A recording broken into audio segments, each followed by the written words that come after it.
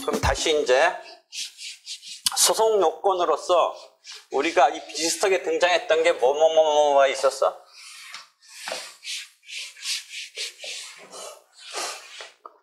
소송 도중에 동일한 사건이 등장하는 중복된 소재기의 금지 몇 조야?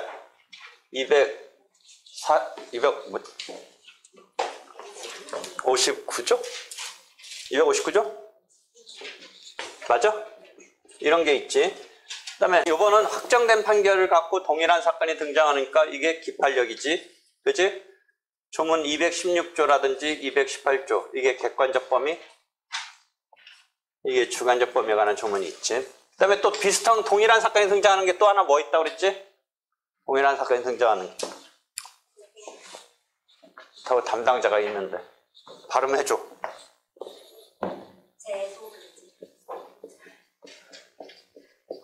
여기 있지. 267조 이 양이 있지. 그치? 이것도 동일한 사건이지. 다 국면 틀리. 재소금지는 뭐야? 1심에 관한 본안 판결, 종국 판결, 본안 판결이 있은 다음에 항소심에서 소치하를 했을 때가 요건이지. 그치?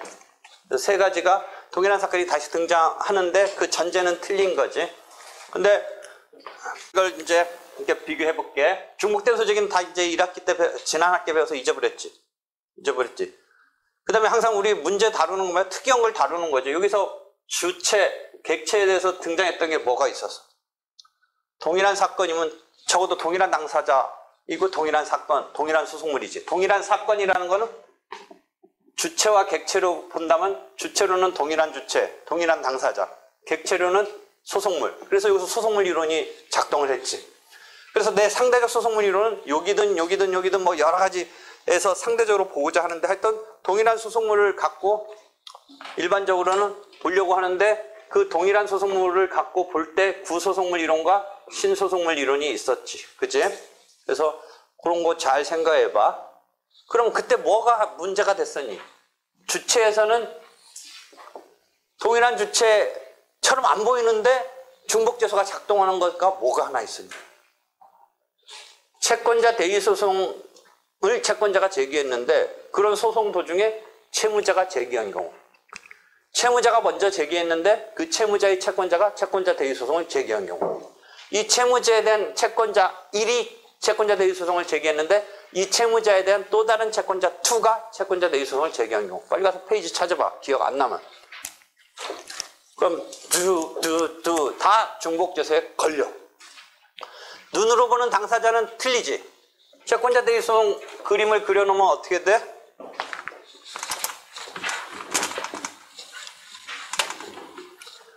을이 병한테 갖고 있는 채권을 갑이 행사하는 거지. 병을 상대로. 그치? 그러니까 이 채권자 대의소송은 원고가 갑이고 피고가 병이지. 채권자 대의소송은. 그치? 그런데 을이라는 존재가 있긴 있잖아.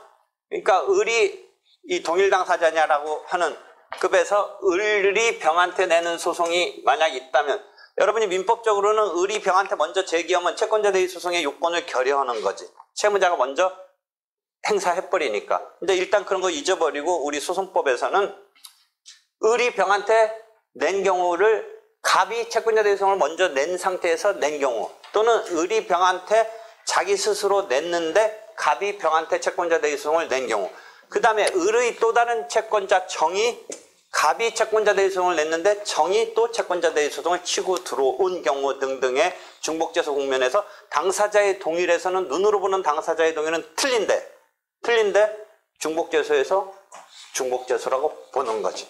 그제? 됐지? 그럼 여기서는 기판력에서는 나중에 어떤 거 배우겠니? 이거 나올 것 같니 안 나올 것 같니? 이런 상황. 여기서는 채권자가 대의소송을 병한테 냈는데 채무자 을이 병한테 이런 1차전을 내서 확정이 됐는데, 확정 판결을 전제로 한 개념이지. 확정됐는데 을이 병한테 2차전으로 냈을 때 유명한 판례가 판결이 하나 있지. 이때는 무조건 걸리니 어떠니?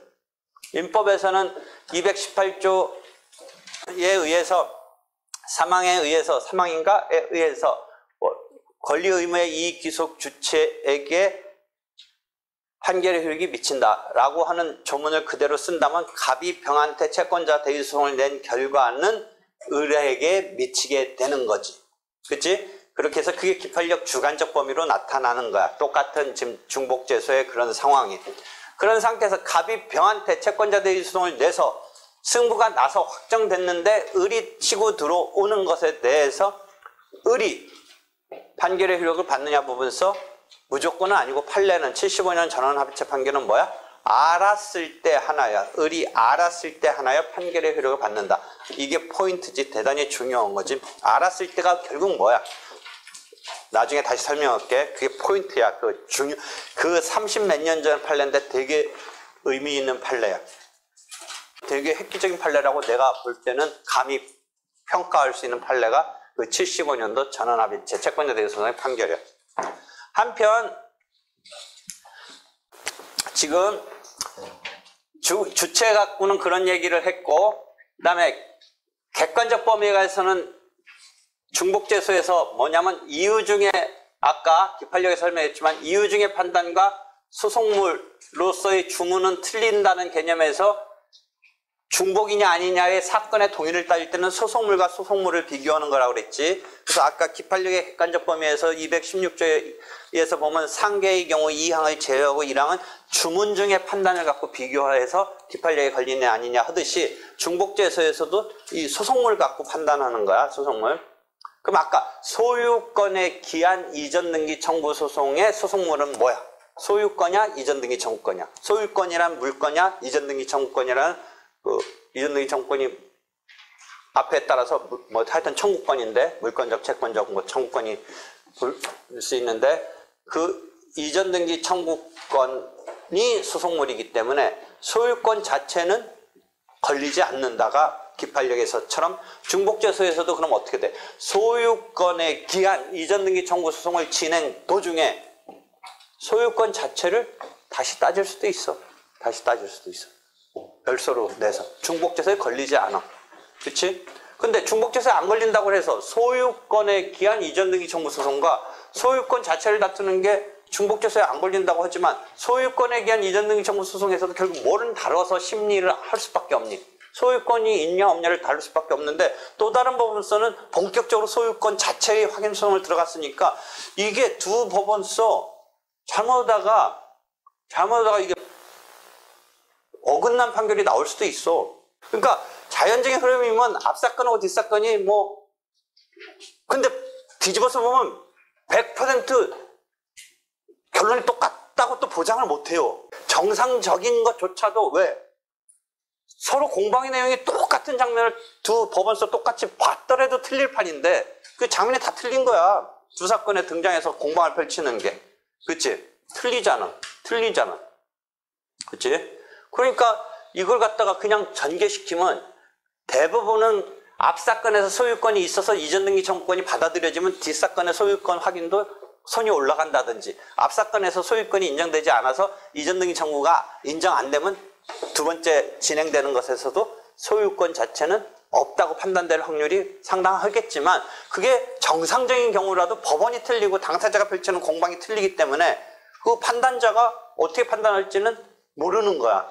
그러니까 어긋날 수가 있어. 무슨 저촉될 수가 있어. 그러니까 그런 경우조차도 중복된 소지액의 금지로 저촉된다고 해야 되지 않을까를 지난 시간에 우리가 지난 학기에 계속 얘기했었는데 다 금시초문인 듯한 지금 얼굴이야.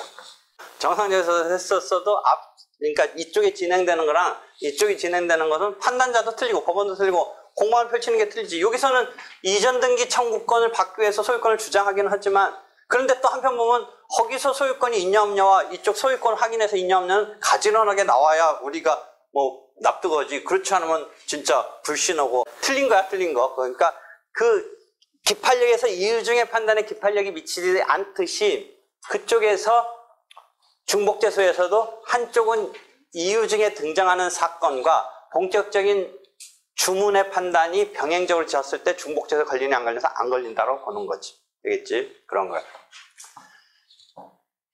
객관적 범위에서는 그런데 그러니까 뭐가 이쪽에서 상계를 아직 설명 안 했지만 예외로 객관적 범위에서 이유 중에 판단이지만 상계 기판력이 미친다. 이기 때문에 중복재소에서도 상계는 이유중의 판단으로 등장하는, 즉 그게 무슨 말인지 지금 상계의 경우에 어떤 느낌인지 모르기 때문에 조금 설명해 줄게. 갑이 대여금 청구를 했다고 쳐봐. 1억 원 을한테. 근데 소송 도중에 을이 나도 너한테 1억 원 무슨 채권이 있다, 동종의 채권이 있다고 그래서 상계항변을 했다고 쳐봐. 그러면 이 재판이 어떻게 진행되겠니? 나중에 다시 할 텐데, 이 사건의 소송물은 대여금 청구권이 갑한테 있느냐 없느냐야. 그거인 거야, 결론은. 근데 그 결론을 가기 위해서 상계항변이, 다른 항변 없다면 상계항변에 요 자동채권이 있느냐, 요 자동채권이 없느냐.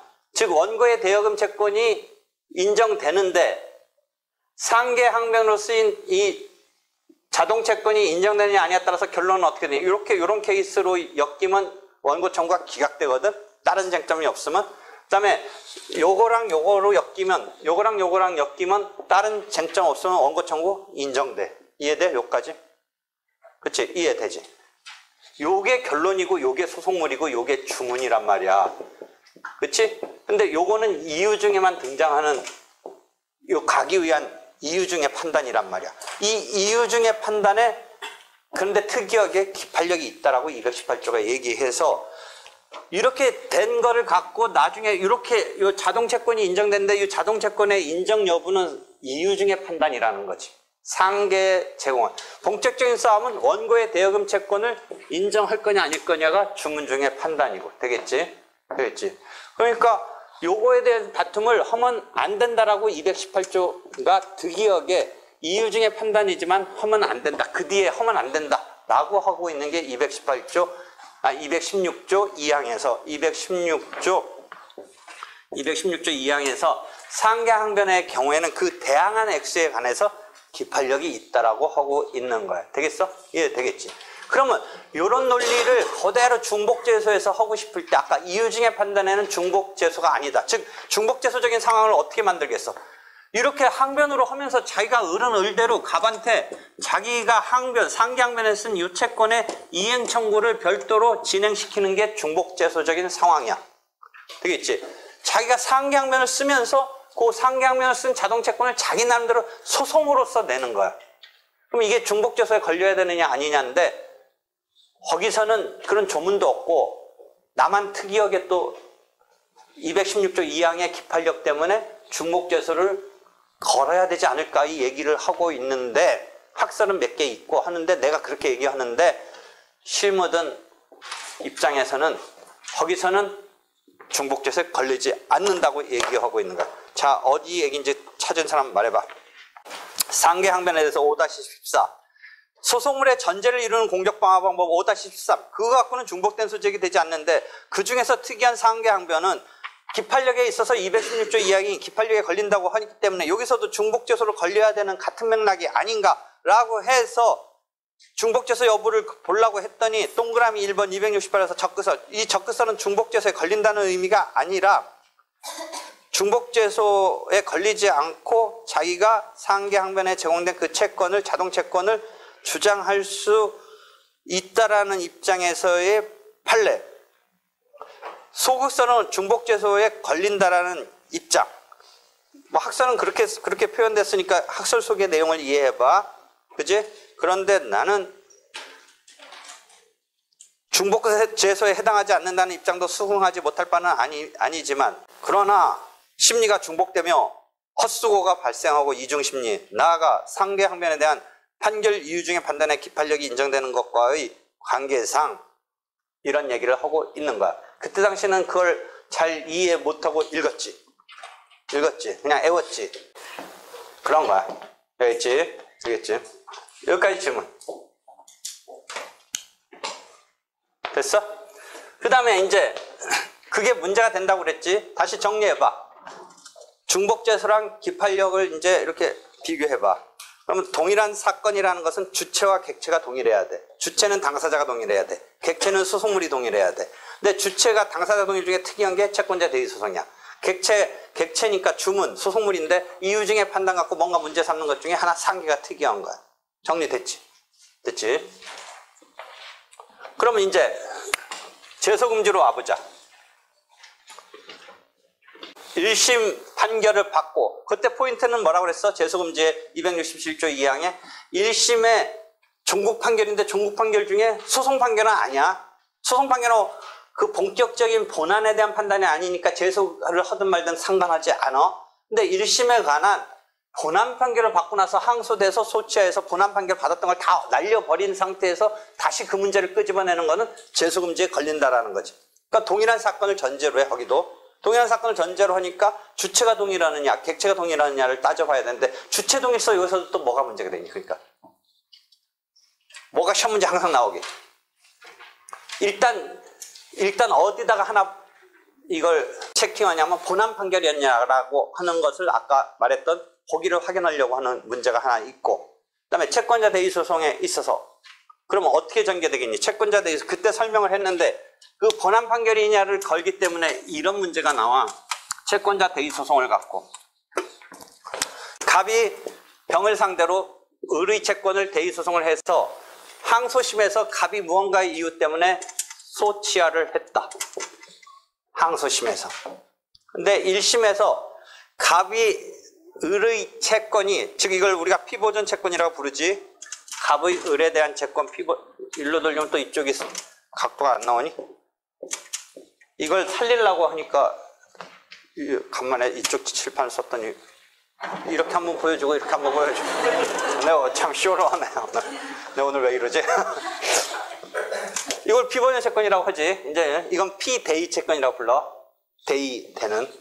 피보존 채권의 존재가 인정되지 않는다면, 이거 무진장 많이 물어보는 거야. 피보존 채권의 존재가 인정되지 않는다면. 그거 무진장 물어본 다음에, 그래서 무슨 판결이 있었어. 그래서 항소를 했어. 피보존 채권이 인정되지 않았어. 그래서 어떤 판결이 있었어. 항소를 했어, 갑이. 근데 항소심에서 갑이 뭔가 생각이 바뀌어서 취하를 했어. 그 다음에 을이 병한테 2차전 소송을 냈어. 자, 문제 이런 사례가 나오는 거야. 일단 쟁점이 뭐야?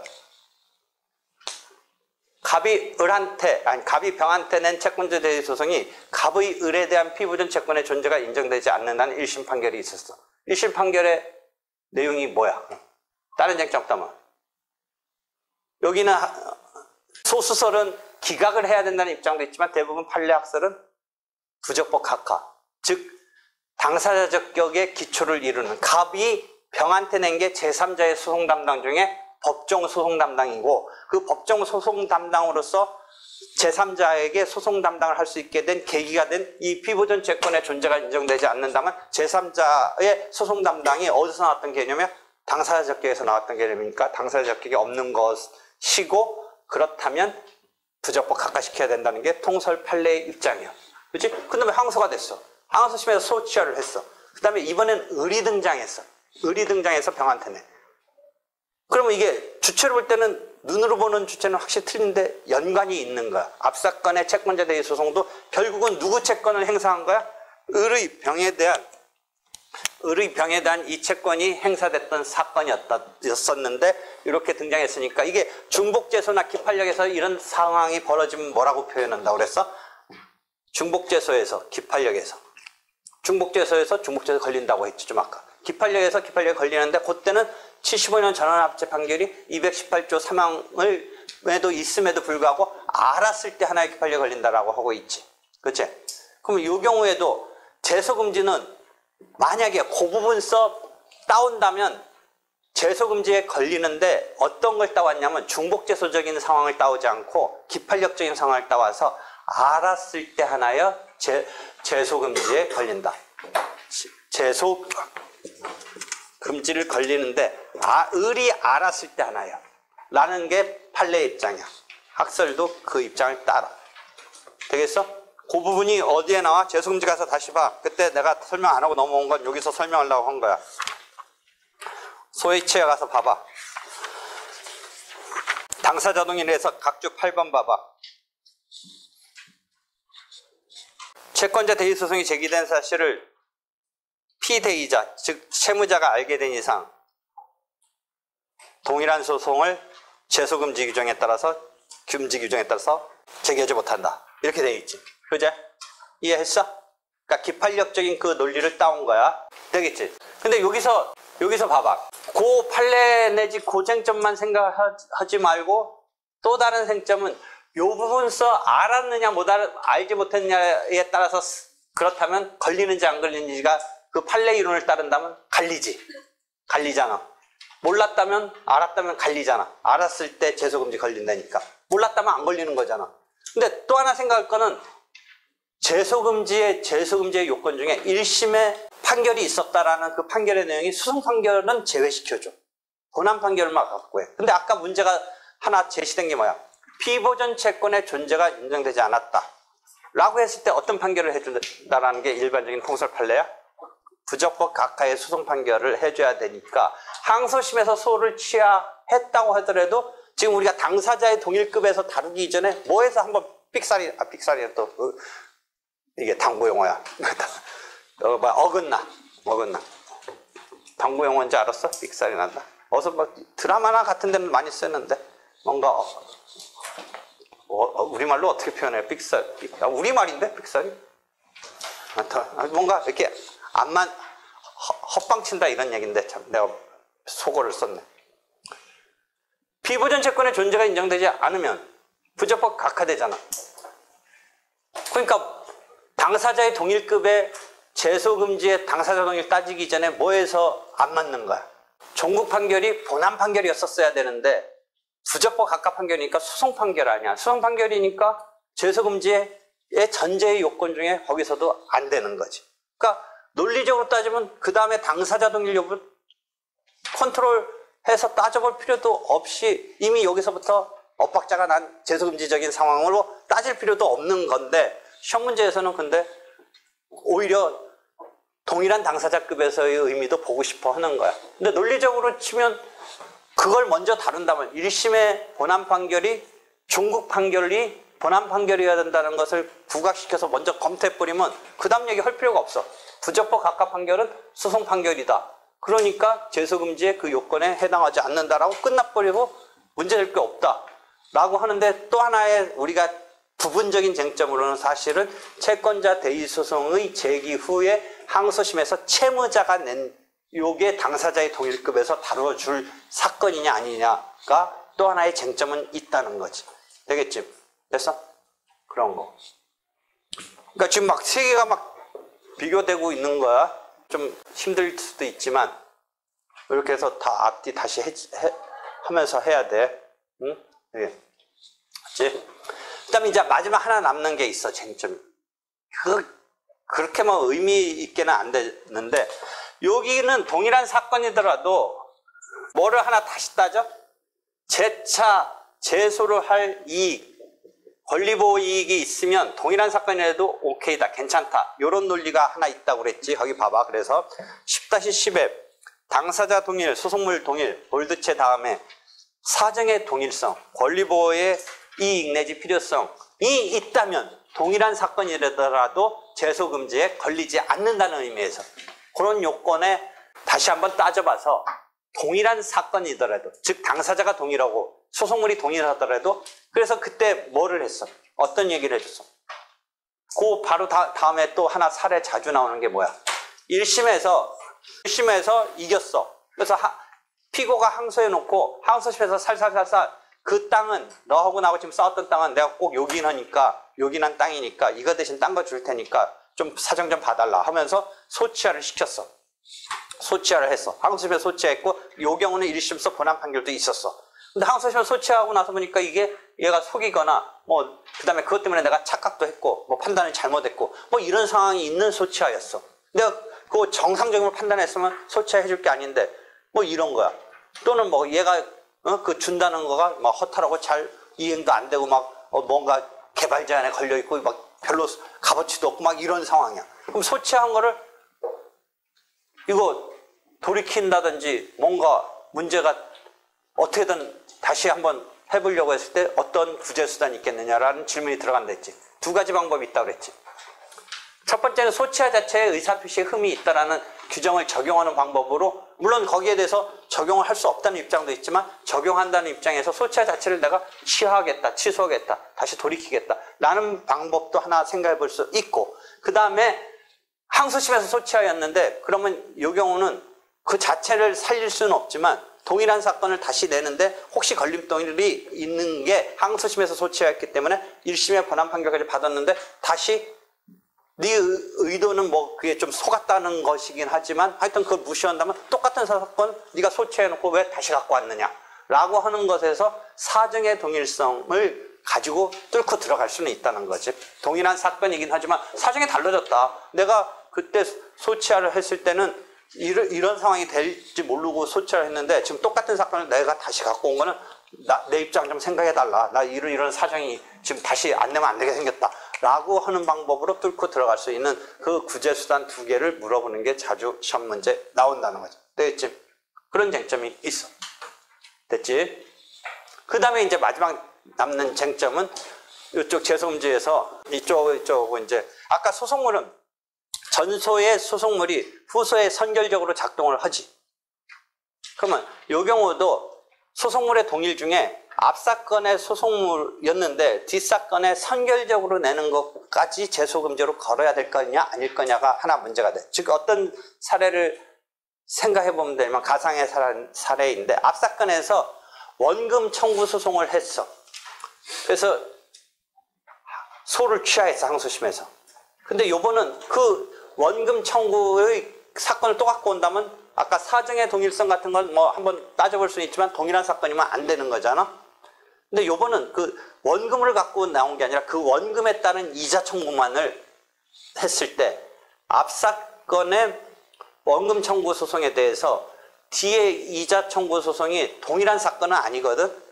여러분이 이자가 하고 원금에 대해서 이자는 약간 부차적인 청구이긴 하지만 소송물은 별개야. 근데 그 이자는 어디서 발생하냐? 원금을 전제로 발생하는 거잖아. 그럼 원금을 다시 청구하는 건 안 된다라고 하더라도 이 이자 청구는 괜찮지 않느냐의 논란이야. 즉 원금이라는 청구의 소송물이 이자에 선결적으로 등장할 수밖에 없어. 그럼 이걸 재소금지를 작동시킬 거냐의 문제인데 아까 기판력에서 어떻다고 그랬어? 앞사건의 소유권 확인 자체가 2차전에 소유권을 전제로 한 이전 등기 청구에 작동한다고 그랬지. 그럼 재소금지도 혹시 작동해야 되지 않느냐? 금지시키는 것으로 작동해야 되지 않느냐? 더 이상 원금은 내면 안 된다라는 재소금지를 작동해야 되는 거 아니냐의 싸움이야. 그런 쟁점이 하나 있어. 그 부분에 대해서는 각주 9번 10-10에서 설명해 놓고 있네. 전소의 소송물을 선결적 법률 관계 내지 전제 문제로 하는 것일 때 작동한다. 재소금지로 작동한다라는 게 판례인데 학설은 작동되지 않는다. 고지것대로 소송물과 소송물로만 작동해야 되는 거 아니냐. 재소금지. 이런 입장도 있는데 판례가 특이하게 학설은 이 판례적인 입장도 있고 아닌 입장도 있는데 판례는 하여튼 지금 기판력과 마찬가지로 앞사건의 소송물이 재소에서의 동일한 소송물이냐에서 뒷사건의 동일한 소송물로 작동하는 건 걸리는 것인데 선결적으로 작동하는 장면에서도 재소를 금지시켜야 된다라고 한다라는 거죠. 그래서 뒤에 이자 청구가 이런 논리가 된다면 안 된다는 거야. 이 판례는 지금 원금과 이자 청구의 판례는 아니야. 왜냐면 이 판례는 되게 좀 복잡하고 어려운 사례고 지금 내가 그냥 판례 사례는 아닌데 이해하기 쉬운 걸로 한다면 원금 청구에 대해서 항소심에서 1심 승부가 있고 소치하를 했을 때 그 원금 청구를 다시 내는 건 재소금지가 걸리는 건 맞는데 이자 청구, 원금에 따른 이자 청구가 들어왔을 때도 재소금지가 걸리느냐의 사례를 내가 가상적으로 지금 말을 하는데 판례의 입장에 따른다면 원금이 재소금지가 걸리니까 이자도 걸려야 된다라고 본다는 것이지. 이해되겠지? 그러니까 기판력에서 본다면 앞사건의 소송물이 뒷사건에 선결적으로 작동되는 그런 국면에 비슷하긴 한데 여기는 그렇게 작동하는 건 아니고 그 뒷사건이 재소금지에 걸린다는 거지. 재소금지에. 상황은 그런 상황인데 그렇게 재소금지에 걸린다라는 판례가 그렇게 있고 학설은 판례 입장 아닌 입장도 있고 인 입장도 있고 그런 거지. 되겠지? 여기까지 질문. 이렇게 해서 지금 재소금지, 기판력, 다시 중복재소까지 왔다 갔다 했어. 그래서 이제 기판력에 객관적 범위, 주관적 범위도 조금씩 끌고 들어간 거야. 지금 조금씩. 되겠지? 질문. 수고했어.